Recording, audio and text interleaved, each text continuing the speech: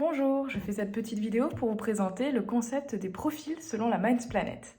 L'idée, c'est que selon que nous utilisons régulièrement ou pas une certaine région, on va créer des habitudes qui vont nous donner des comportements et des schémas de pensée et de fonctionnement habituels qui vont finir par nous définir, c'est ce qu'on va appeler notre caractère. Par exemple, si je suis régulièrement dans un état d'esprit vif, avec un mental plutôt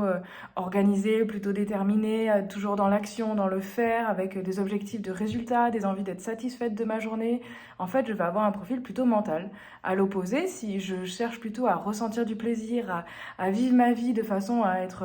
joyeux, à être épanoui, à m'amuser, à ressentir des choses, à vibrer, je vais avoir un profil plutôt émotionnel, et ainsi de suite, selon les 4 angles de la Minds Planet.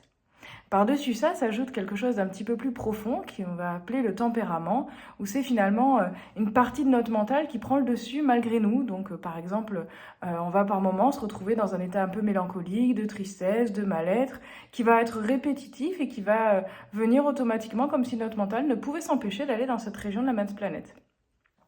Et s'ajoute à cela ce qu'on pourrait appeler notre rôle, c'est-à-dire que selon le contexte dans lequel on est, par exemple si je suis au travail, je ne peux pas me comporter comme je me comporte naturellement, je vais me comporter d'une façon plus adaptée. Et dans ce cas-là, c'est ce que j'ai appelé notre rôle mental, c'est-à-dire que peut-être que je vais être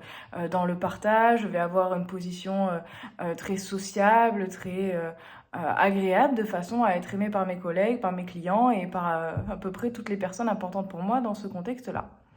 S'ajoute à cela un petit mélange un petit peu de nos habitudes et de nos adaptations qui fait que finalement notre personnalité est très complexe et qu'aucune personne ne ressemble à une autre. Mais le fait de comprendre permet parfois de savoir un petit peu comment gérer les choses, comment améliorer de façon à ne pas être victime, que ce soit de notre tempérament, de notre rôle social ou de notre caractère si on estime que celui-là en fait regroupe trop de défauts.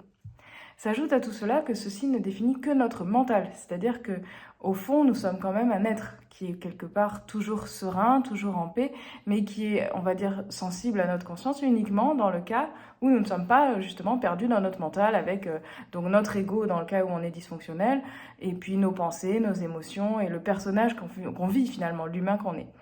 Donc tout ceci en fait est schématisé par la Minds Planet. Si vous voulez en savoir un peu plus, je vous laisse lire la suite. À bientôt!